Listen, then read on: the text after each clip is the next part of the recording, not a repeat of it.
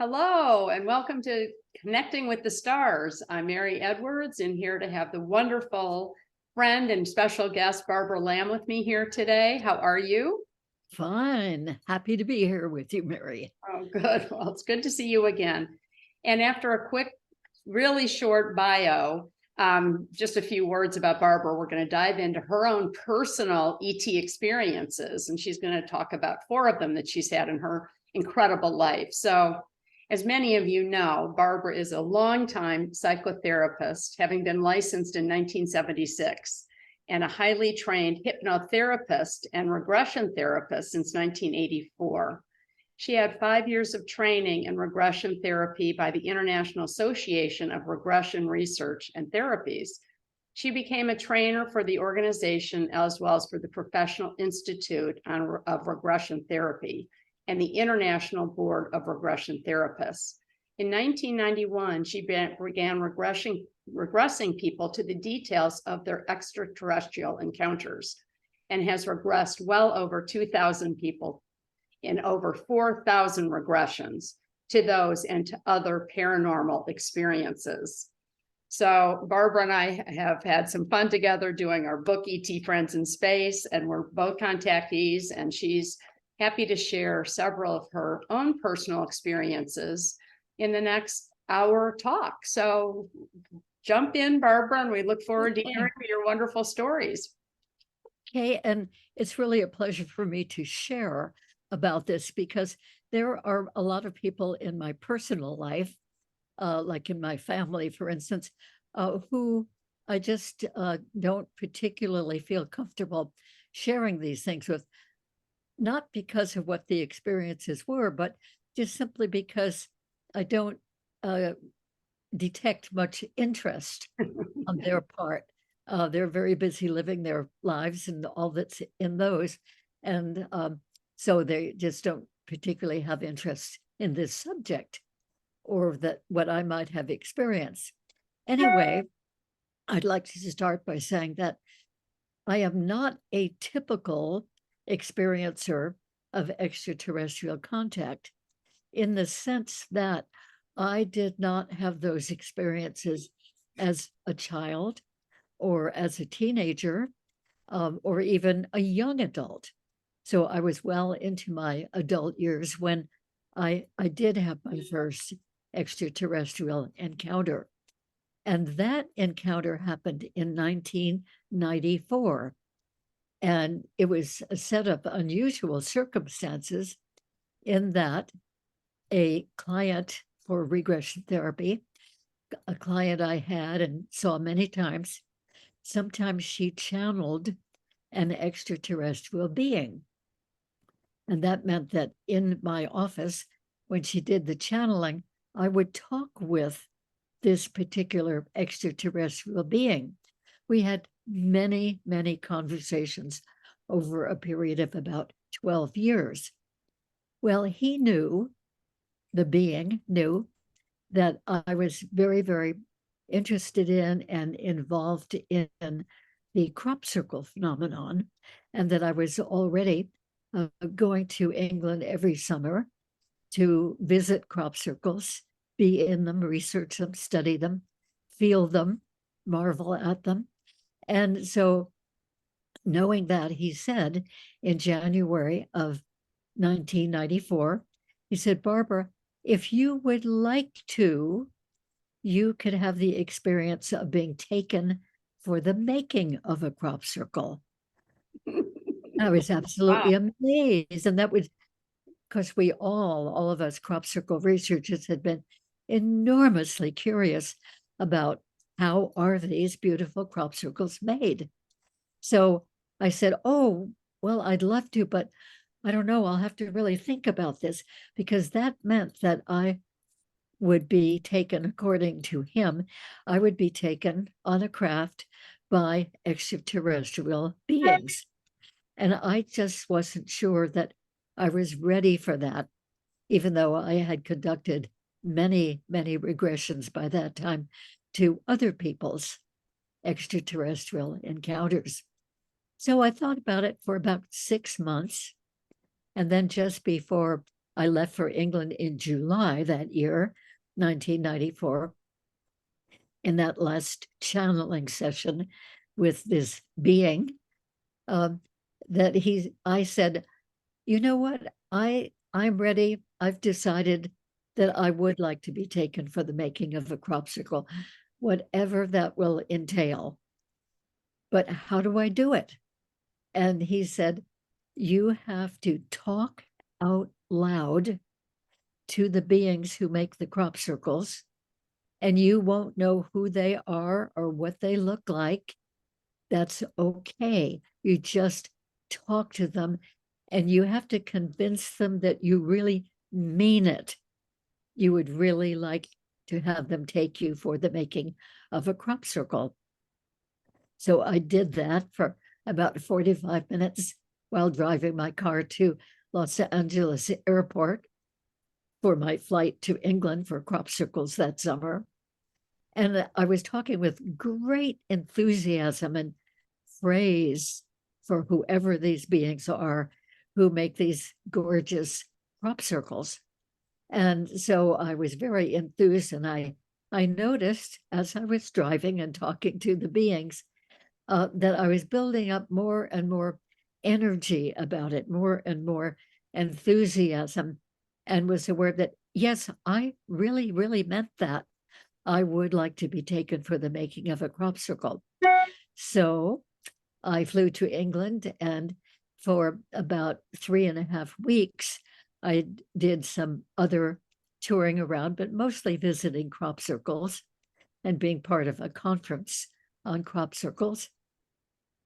And then the last night before the last day of visiting crop circles, or looking for them anyway, that last night, as I was just about to get into bed, I suddenly thought, oh, I'm not aware that anything has happened unusual or that I've been taken for the making of a crop circle.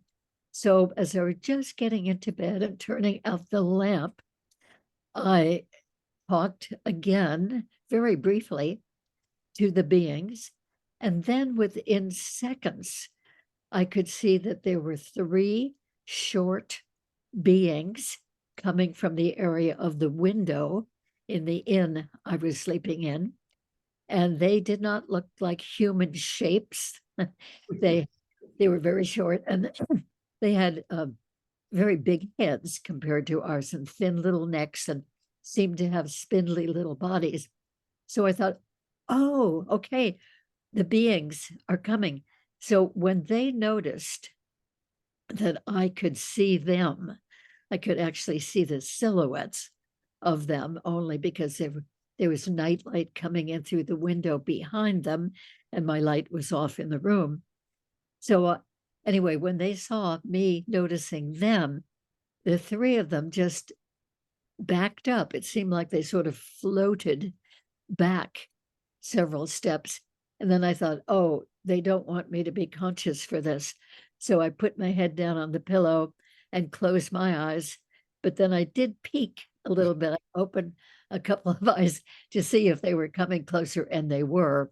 So I closed my eyes, and that was the last thing I knew consciously until the alarm clock woke me up several hours later, the next morning. So the experience had happened, and I did not know that consciously. But the next morning, the group I was with got into a big double-decker bus and set out looking for new crop circles. And I happened to see a depression in a field, a wheat field, that I had been in the day before, or had driven by the day before. And I noticed that, oh, there was a big sort of depression in the wheat in the middle of the field. And I had remembered that field because it had 2 big megalithic stones standing in it. And the day before we had been there, and there'd been no crop circle, but now there was a depression. So when the bus stopped a little bit past where that was, I ran downstairs on the bus, jumped out of the bus, went to my friend who was following in a rented car, she was part of that group too. And I said, there's a new crop circle right back there, but half a mile back. And she said, hop in. Let's go. Let's find it. We'll leave the group and we'll catch up with them later. So a couple of other ladies happened to hear this conversation and they said, oh, can we come too? And so the four of us got in the car and drove back about half a mile and walked into the field, into the most beautiful crop circle that I had seen before that and in all of the years since then. Wow. We went into it, it was absolutely fresh and new. All the blades of the grass that were wheat that were still standing, and the blades that had been beautifully gently laid down were covered with dew, and they had a little sound like the sound when you pour milk into a bowl of Rice Krispies.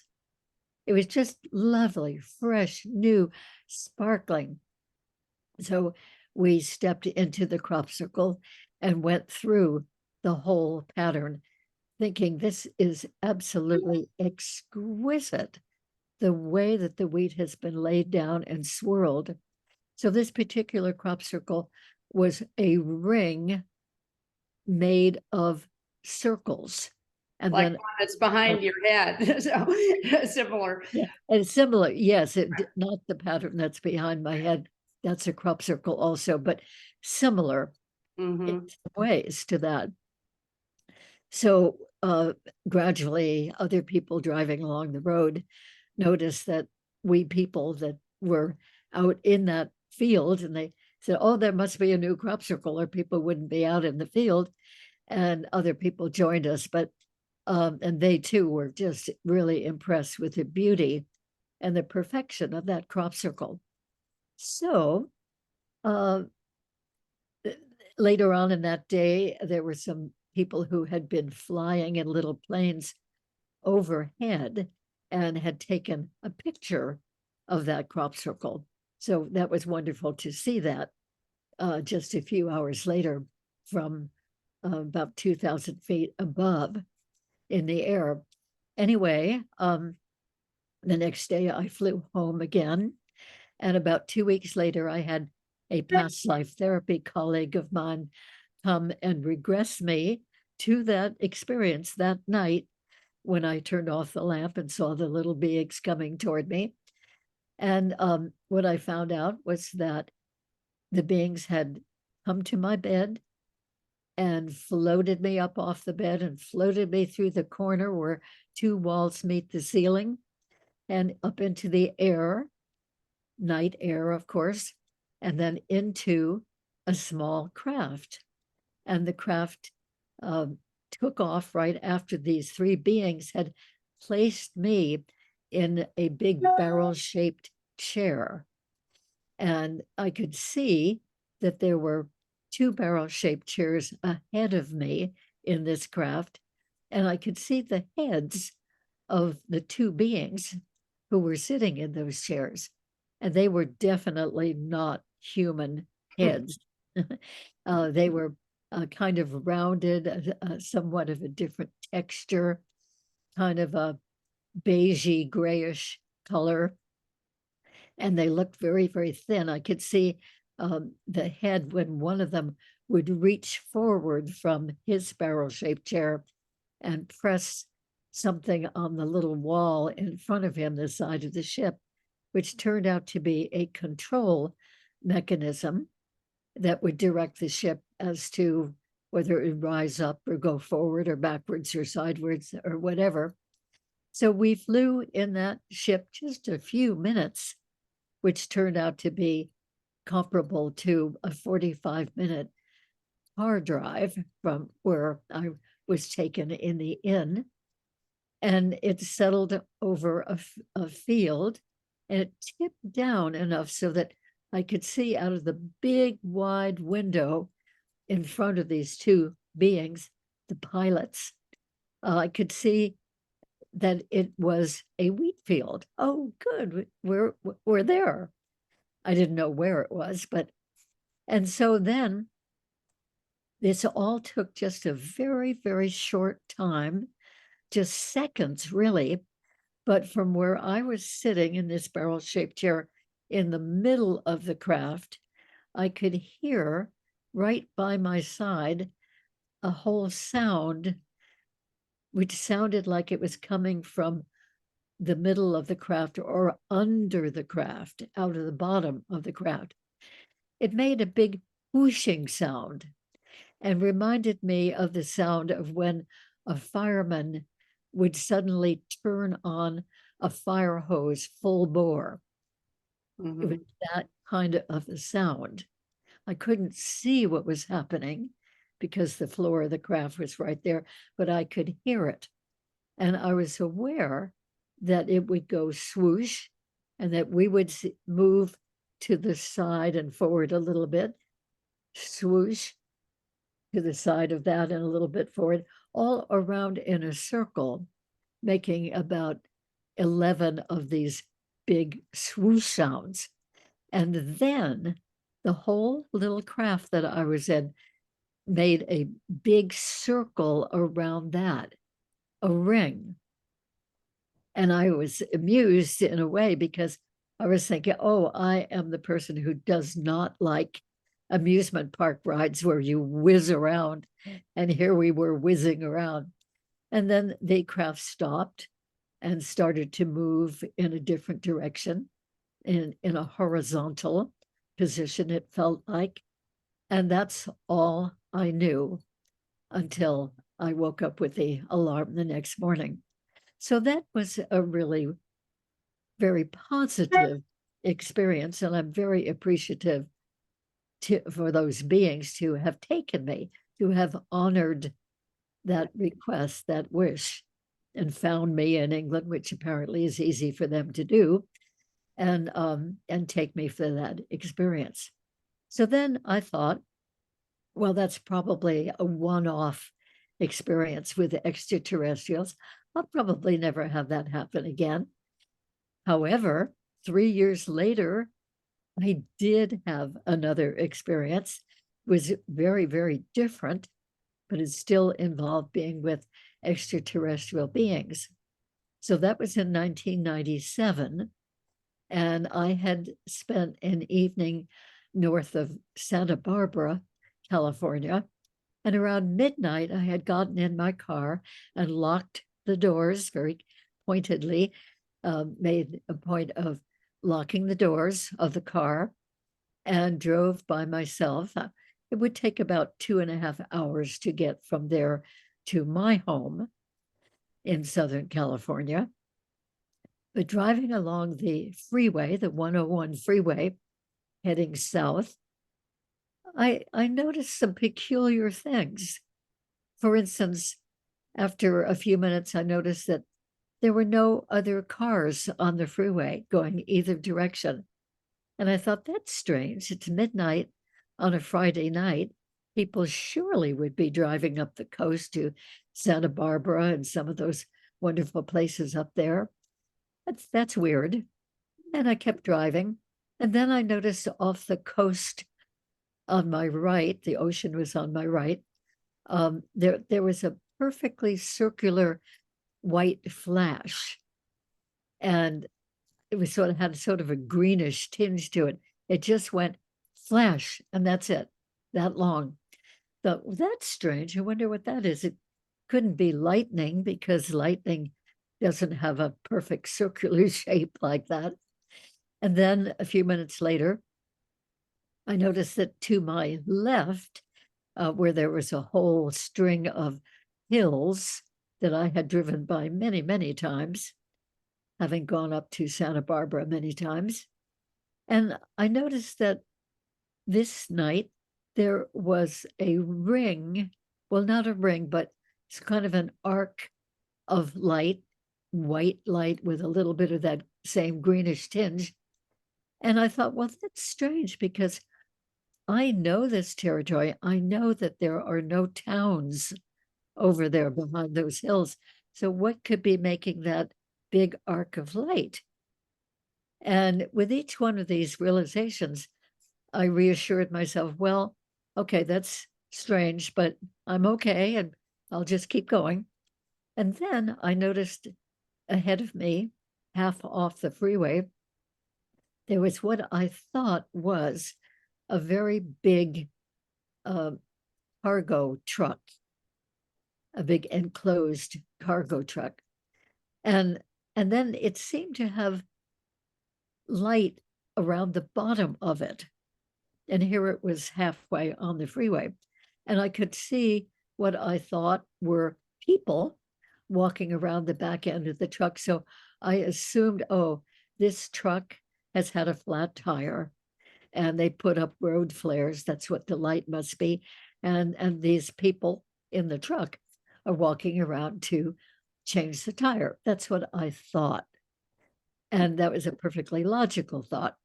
But as I drove past the trailer truck, I was thinking, this is a really, really long truck. Wow, that's a surprise. But anyway, okay. So just when I got past the end of the truck, there was a great big flash of light, sort of a peachy pink light. And it was right outside my windshield, and then stretched across the windshield, looked like a cord or a rope or a wire or something, kind of on a diagonal. And at that very same moment, the light, the cord, there was a big crack in my windshield right in front of my face in the driver's seat. And I was shocked with all of this and wondered what is going on. And I was really worried because it was a big spider web shaped crack in the windshield. And I was concerned that it might, as I continued driving, it might blow in on my face. And which it didn't actually, but I was afraid it would. And so I had the thought, oh, I'm going to stop the car. I'm going to back up. I'm going to talk to those people back there and say, what are you doing? And I mean, why did you crack my windshield? Or is there something that you're doing that cracked my windshield? But after I thought that, there was a big, loud voice in my head, and it was not my voice, I know, but it said very vehemently, no, don't stop. Don't go back. Don't talk to those. Just keep driving, driving, driving all the way home. And that's what I thought I did. Now, 2 weeks after that experience, I was at a conference up in Wyoming, and Dolores Cannon was there as a speaker as well. And I just mentioned this experience to her as a curiosity. And she said, oh, Barbara, we've got to do a regression of that experience. And if we do a regression, and if whatever comes out in the regression is really interesting, I would like permission to use it in the book that I'm just finishing. So I agreed. And we did the regression for a couple of hours and found out that I had been still sitting in my car, and my car and I were teleported up through what seemed like a big, wide beam of white light on a sort of a diagonal up into the sky. And then the car and I were lifted up through the bottom of something, turned out to be a craft, and set down on the floor, the big empty room, kind of oval shaped, it seemed to me. And immediately after the car was deposited there, about 20 or 30 little beings, little extraterrestrial beings, came rushing over to the car from all directions. And they were so cute and funny, I thought. They're really likable. Were these little grays? Because that's what I saw a few times up on crap. Were they the typical ones that are 3.5 feet that are dark? Were these very typical in just what you have said, except that they were more of a bluish gray, and the the big eyes, which are usually big black eyes, big almond-shaped eyes on a slant, that those were more like a blue, cobalt blue eyes. Anyway, these little guys were so curious, very, very thin, very spindly. And they were climbing up on the hood of the car, looking in the windshield, and they were looking in all the windows at me, looking in the back window. And even a couple of them were up on the roof of the hood, the very top of the car, and peering down upside down through the windshield, looking at me. So, and they all looked exactly like each other. And so, and then two of them opened the passenger door of my car, even though I know I had locked it, but they just opened it and just came in on my seat and sat right down there on top of my purse on the passenger seat, and peppermint candies that I had sitting on the seat in case I should get sleepy on my drive home. And two beings, just like the others, opened my driver's door, even though it was locked, and ushered me out. And then a couple of beings sort of floated me upright. I was upright, floated me across that room and through a doorway into another room. And as I entered the other room, I noticed that there was sort of a platform in the middle, about a foot high or so. And on that platform, there was a tall column. And at the top of the column, there was something that looked to me like a metal helmet, or almost like a beehive shape. But it looked metal. And I noticed that attached to the column, there was a chair, a very straight chair, straight back, straight arms, straight everything. Did not look comfortable at all. And I was ushered up onto the platform and seated in the chair. And they put some sort of a buckle, akin to a seat buckle type of thing, across my belly. And then this helmet thing came down from the top of the column and was fitted around my head. And the little beings were moving metal plates in this helmet thing to fit very snugly into the temple area of my head. I was curious about that, but I wasn't really worried. And I was still so focused on all these little beings and getting such a kick out of them. And then I started feeling a current coming through my head from that helmet and going through my whole body, kind of like an electrical current. It did not hurt, but it was definitely a pronounced feeling of energy or electricity or something running through my head and my body. And while I was thinking about that and wondering what was going on, I noticed that behind this big apron of little beings that were all staring at me, still with what looked like curiosity about this human. I mean, how different I and all of us humans must look to them. And I was trying to sort of get a sense of that. And then I noticed that behind that big apron, shall we say, of little beings, there was standing a tall, very white, like paper white being with big eyes that were more of a long shape like that, not the almond shaped eyes, and they were solid black. And he started talking to me. And as I look back on it, it must have been telepathic talking. I don't recall hearing a voice or seeing a mouth move or anything. But anyway, he started talking to me and he said, "Ah, Barbara." So he apparently knew who I was already. And he said, "You're probably wondering what's happening." And I said, yes, I am wondering with that current. And he said, "Well, don't worry about it. It's perfectly okay, perfectly safe. We are just taking from your brain the memories that you have of people's experiences with beings who come from other parts of the universe. And then Dolores, who was regressing me, said, Barbara, ask him, what do they do with this information? So I asked him, and he said, well, we record it. And Dolores, being the excellent investigator that she was, as well as a regression person, she said, ask him who listens to the recording.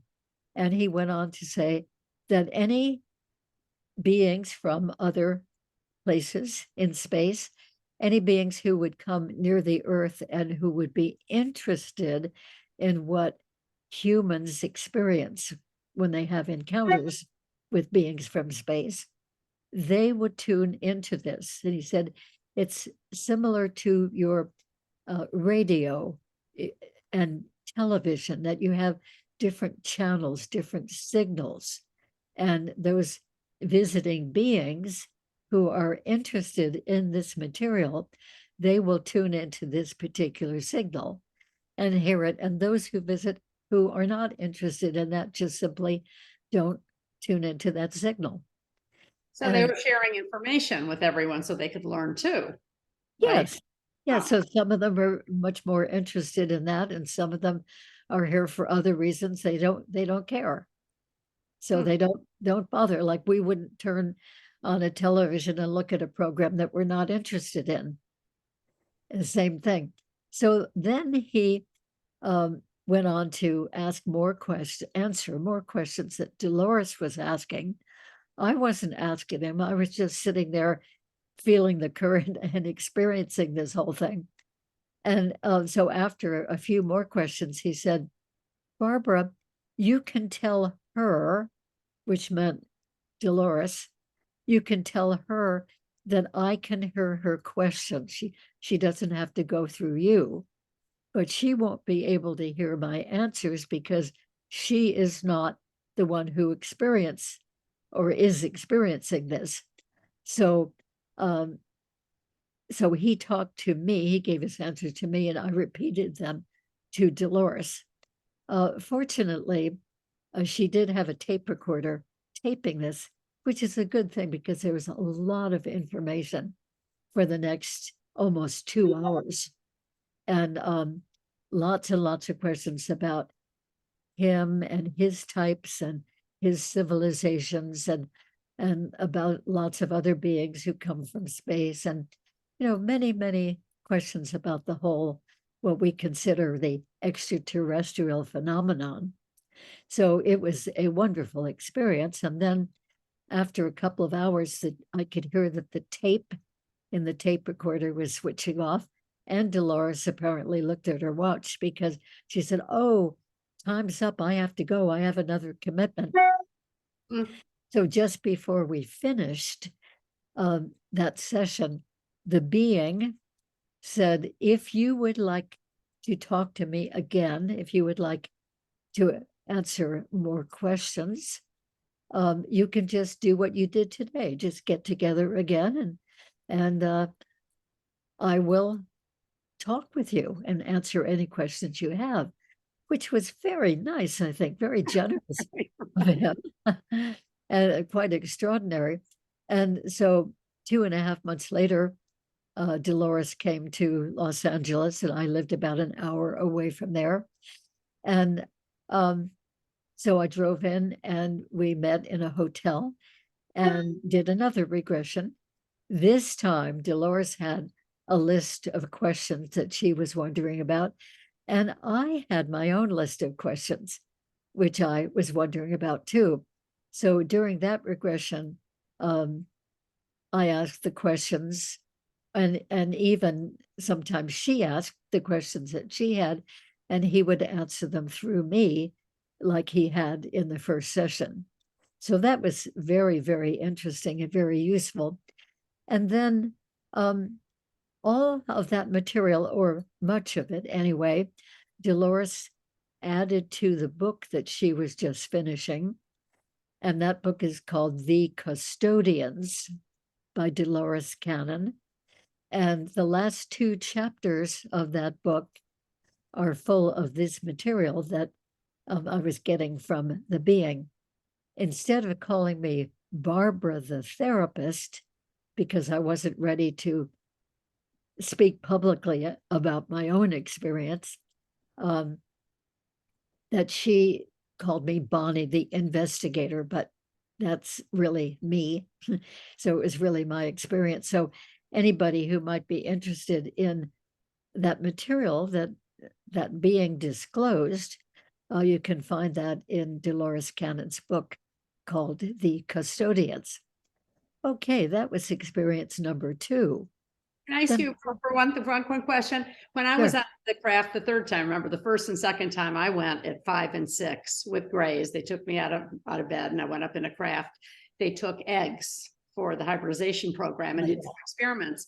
The third time I went at age 10, I remember sitting in a chair and they put information. I think I've mentioned this to you. I had a couple of regressions on the first 2 of those 2. And it was, I could feel them setting it in. And I said, what are you doing? And they were saying, we're putting information. They were putting stats and information in Ah, my okay. brain to help with other things. So I'm sure they're always doing different things. By the way, too, I didn't recognize on my 3 trips when I saw Grays. Did you recognize any of the same ones? Could you tell? I mean, he said, if you want to contact us again, do you think that was the same one then? Oh, yes. I think Yes. it was the same little beings and the same tall being. The And one did who they say where they were from? No, I don't think he gave a name to it.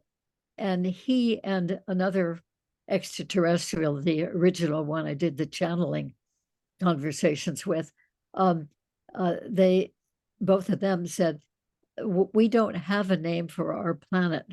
We don't even have a name for each other because we're so telepathic that we just don't need that. We don't need to put labels on things or names on things. So I Who do not knows? know. I do Somewhere. not know.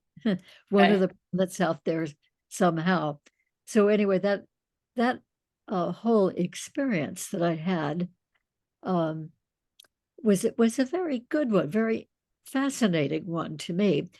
And no eggs were taken. Nothing was done physically to me except putting the current through my head. And that was it. So now we're going to move forward to the third experience. And this was in the early 2000s, I think about 2003. And one day in the middle of the afternoon, a very sunny afternoon, by the way, in Southern California, I was walking from my study to go through the living room to go to another part of the house.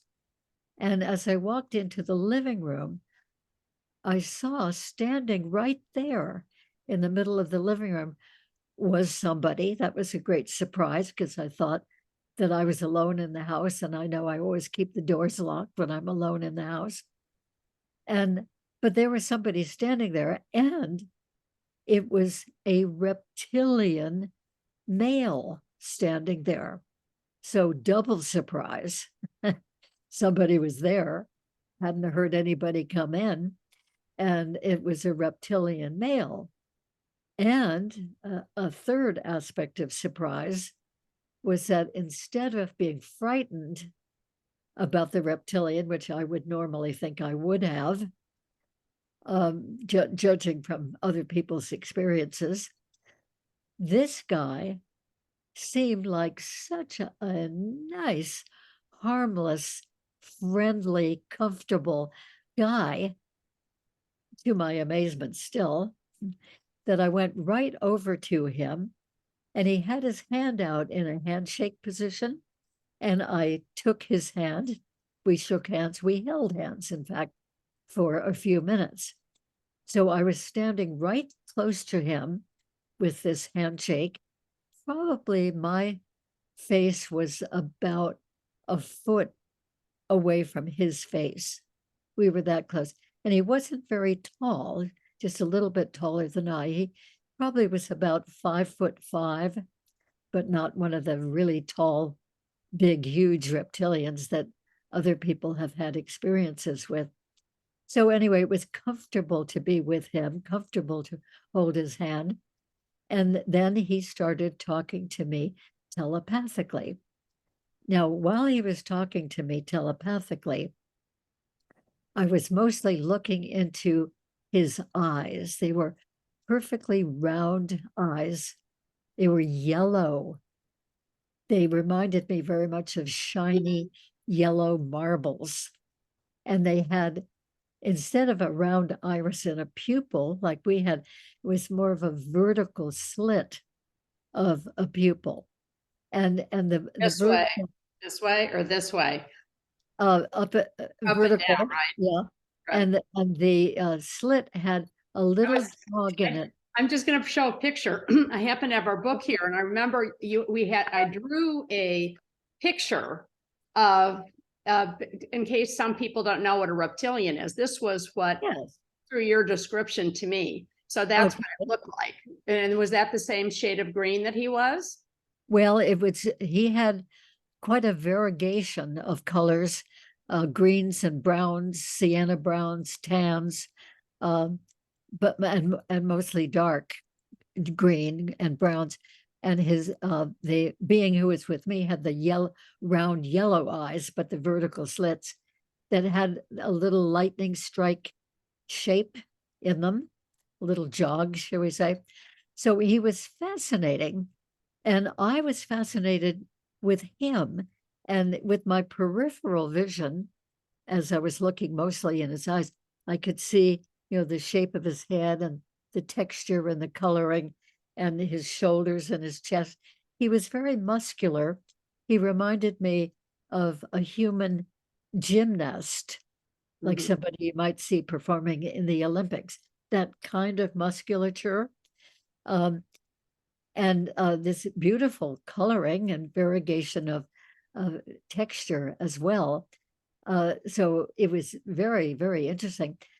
What was the most interesting, though, was the information, the communication that he gave me telepathically, which, by the way, makes me think that we humans, whether we have known it or not, have the ability to telepathically communicate, or at least, as in this case, to telepathically receive that kind of communication. I didn't say anything through this whole experience, but he said, "Ah, Barbara, good. You know that I am here." And he went on to say, "You can feel me through the handshake. You can see me.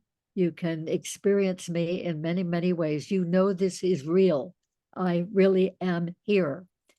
And then he went on to say he had been especially bred to be a friendly ambassador and to come to Earth and to humans who experience encounters with beings from elsewhere. He's referring to other extraterrestrials. And to validate for those people that, yes, indeed, this is real. They're not going crazy, that these encounters really do happen. So he went on talking more about that, about how he and they knew that when I am working with a person in regression, that I am completely believing what they are saying and accepting it as real, relating to them in that way. And yet he knew, they knew, that sometimes when I'm in another country, having another trip focused on totally different things, that it can happen, it had happened a few times, that when I'd think about this regression work I was doing with experiencers, that I would have the fleeting thought, well, I wonder if this could really, really be true, even though all other times I accepted this as true, that people were really having these extraterrestrial experiences. But these beings knew that. They know so much more about us than we know about them. And they knew I was continuing with this work with people, and they wanted me to know for sure, without any doubt ever, that these experiences were true and real. And that's why he came, manifested physically, so that I could feel him, see him, touch him, know that he was real, and therefore the other beings who visit are real as well. So he went on talking about how he would come and validate, he and others like him will come and validate to an experiencer just for a moment. Let the person have a glance, a glimpse of them, and then they disappear. So this was very interesting, and I had never, ever known about coming to validate people's experiences. So Let me- he was a wonderful guy, and then just poof, suddenly he was gone. Right. And I think He- I just told you recently too, that my dad told me that he was visited by ETs on his deathbed many years ago. And, Oh, and at Sonoma Acres, when he was about to pass before Alzheimer's. And he told him, he said, what are you doing here? And he was pretty out of it by the end. You know, he took me on Crafted 5, his father had taken him on Crafted 5, his grandfather had taken him on. So it's our intergenerational thing that I grew up with in my DNA and my ancestry. But he said they came, a couple of Greys, a couple of Pleiadians, he said the Pleiadians had been mostly with our family and Arcturians. He said they came to say, thank you for your service at NASA and the government. And for all the years and all that our family had done, he said they gave him more information questions. He said they had like a 2-hour talk.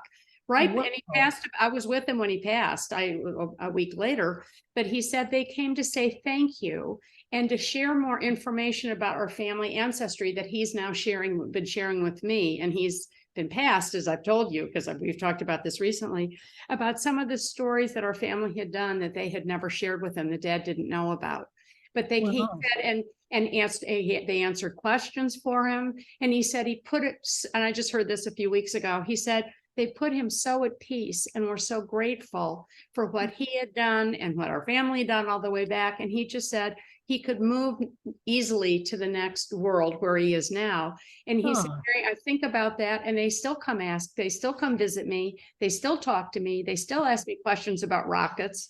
So it's just unbelievable to hear that he got that validation. I never heard that during his lifetime because he wasn't allowed to share anything with me or my family or anything. But he said that made him so happy, even though he knew that they had changed his life so much. And so we've talked about how much they've changed my life and these experiences that we've had with them.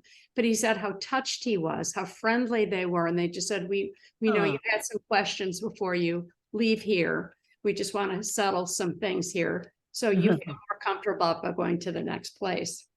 Anyway, that's wonderful. But what a beautiful story of a reptilian, because people are so scared about reptilians. And of course, they're good humans and bad humans and good reptilians and bad ones. But what a beautiful experience. So you have one more story, right? Did you have one more story? Sorry, I didn't mean to interrupt. I just wanted to share that because, you know, our friends are our space friend. They are friendly. Most are friendly and they are here to help us.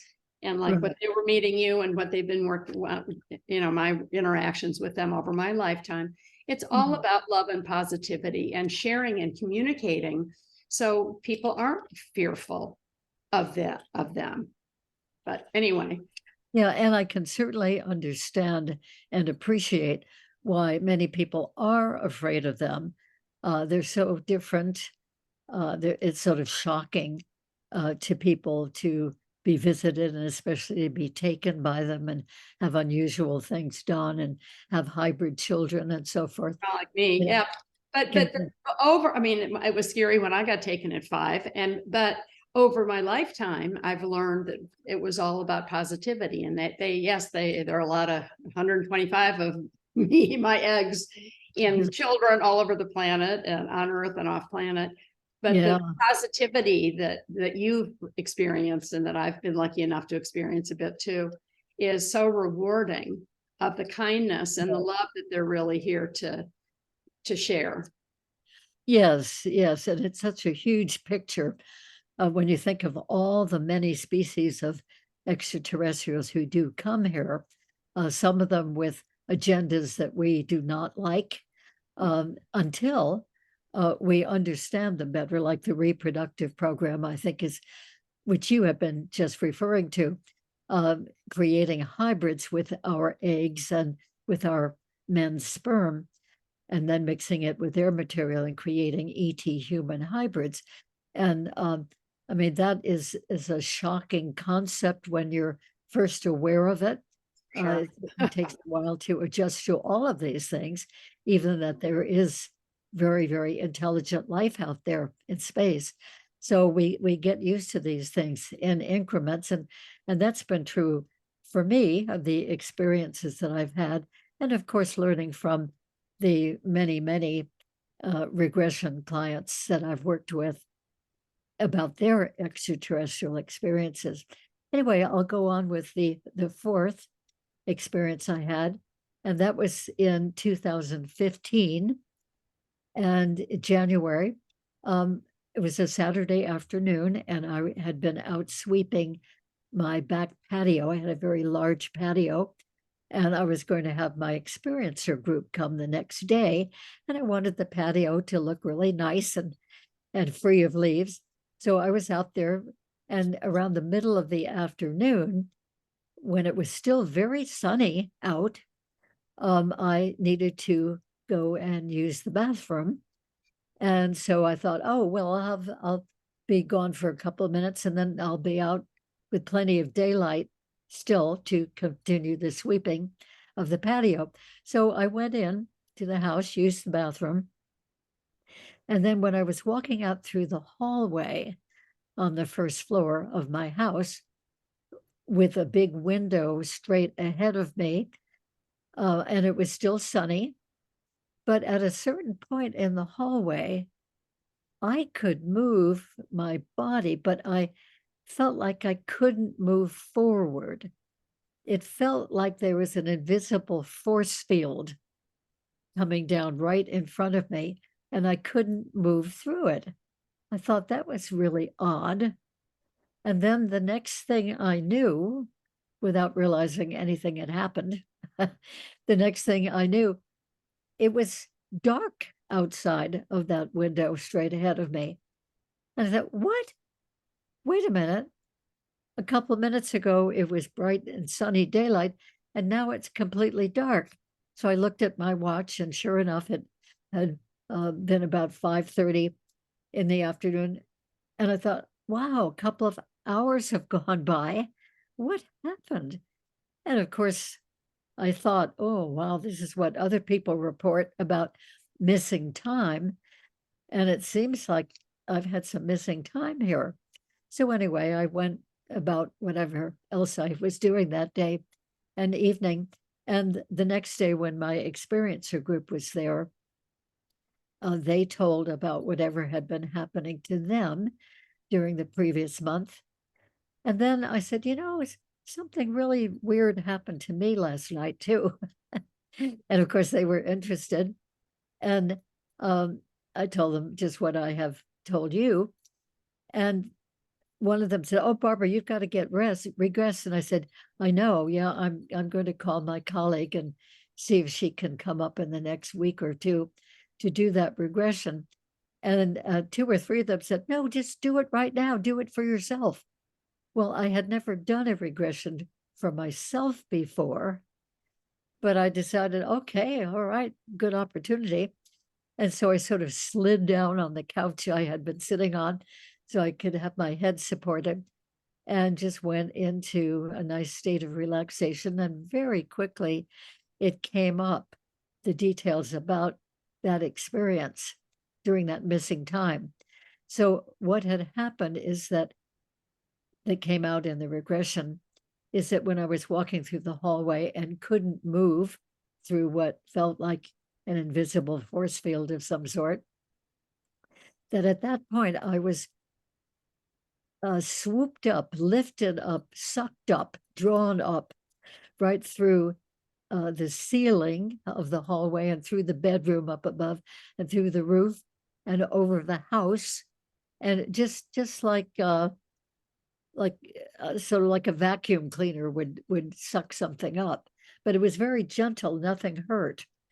And then when I was probably about 20 or 30 feet above my house, I was left there in the air, vertical, not seeing anything that had been doing the moving me up. And I was able to look down, it was still sunny, and see the roof of the house.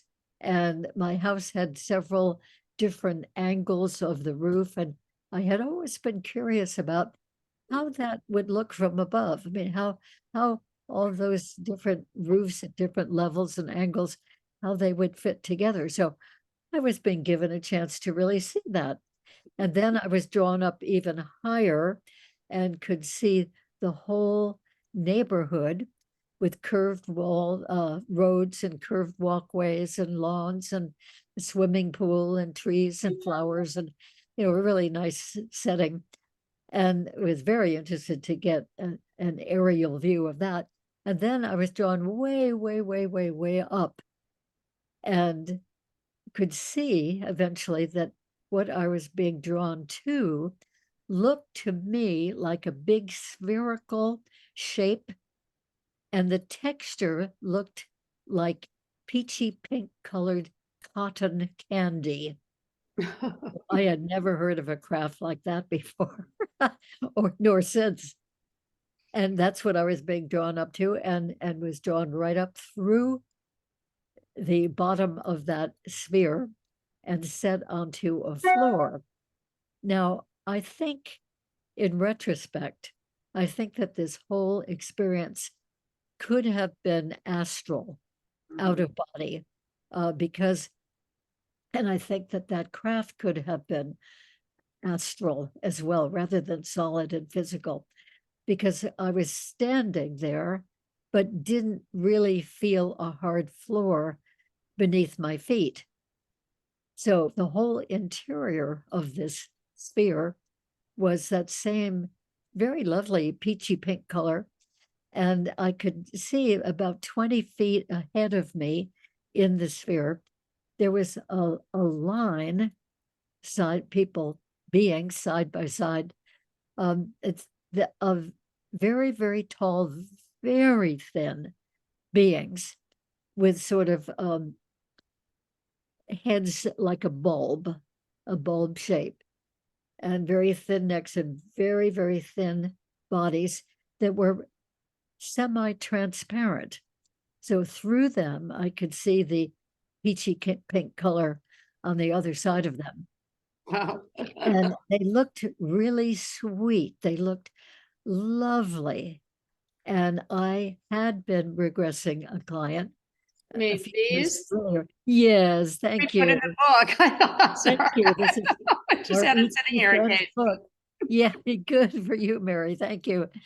Yes, and so that peachy pink color, and they had eyes and nose and a mouth very subtly, and they looked like such sweet beings, like totally harmless.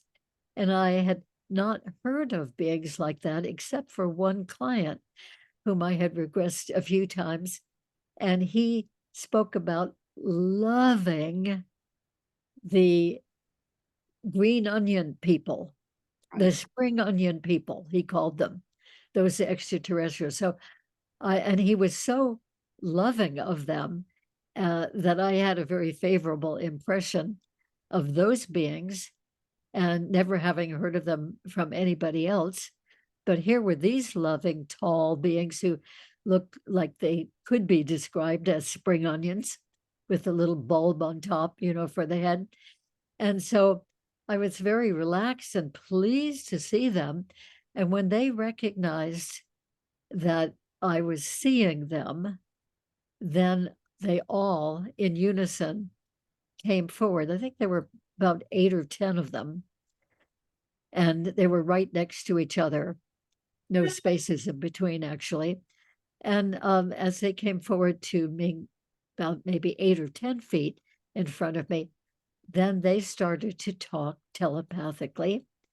And they said, "Good, we are so pleased you are here because we are aware that you and your friend Nadine," that's Nadine Lalich, "that you have been writing a book about people's experiences with others from space. And we think that that is wonderful that you've written this and what you have conveyed and uh, the things that your friend Nadine has gone through with her own experiences, and then all of the other people's experiences you have written about in that book, and which could be a very big help for other people who have these experiences and they don't know whom to talk to about it. And they can be very, very reassured by reading this book you are just completing. So we want to say blessings and congratulations. Wow. And to my surprise, they went on to talk about her abilities, Nadine Lalich's, my co-author's abilities, and my abilities. And we both have very, very different skill sets. And they said it's a brilliant combination that the two of you in particular have gotten together to do this writing. And they listed all of her skills and abilities. They were totally accurate. They listed mine, and I think that those were accurate. And so basically, this was a time to say, thank you, congratulations, you are being noticed by us and others in space for trying to bring out this information to help other people. And And that we're was, all in favor of that. wow, but what a story. And that's what we did with our little book too. I mean, Yeah, and but that, how wonderful to be honored and validated for yeah, all of this work. And I mean, this was such a delight. And remember when we first met, the first day I was in San Diego with you for the weekend doing, after my first regression was the next day, the pink fluffy people, you were talking about your hip hurting. And we were yeah. saying, who's over there? And it was the pink people. I said, "Hey, you know, then they were going to come work on you to help your hip that was hurting." But anyway, they were visiting us too. But anyway, Yeah. Yes, yes, that's remarkable.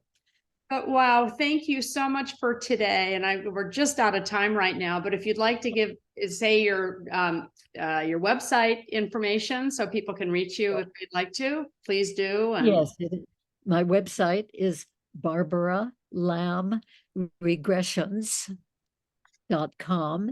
And so there are some videos and a lot of descriptions about working with experiencers. And my 4 books can be ordered on that, including Kids Adventures with E.T. Friends in Space, created with Miri Edwards. So just wonderful that we've been able to do all this. And I hope that this has been interesting to hear about a regression therapist's experiences with extraterrestrials. it really was. It was unbelievable. Yeah, now we're going to talk again soon. So we'll definitely do some more with it. And I'm Mary Edwards and Barbara Lambs. Thank you all for being here today. And thank you, Barbara. I love you and look forward to the next time we talk and share some stories. Thank you all. Take care. Have a good day. Keep your minds open. Stay positive with everything. We have a lot of possibilities that are going to be coming all our ways over the near future. So we need to stay open to whatever may appear in our living rooms or in our heads. Or anyway, all righty. Lots of love to everybody. Thank you. Thank you, Barbara. Bye-bye.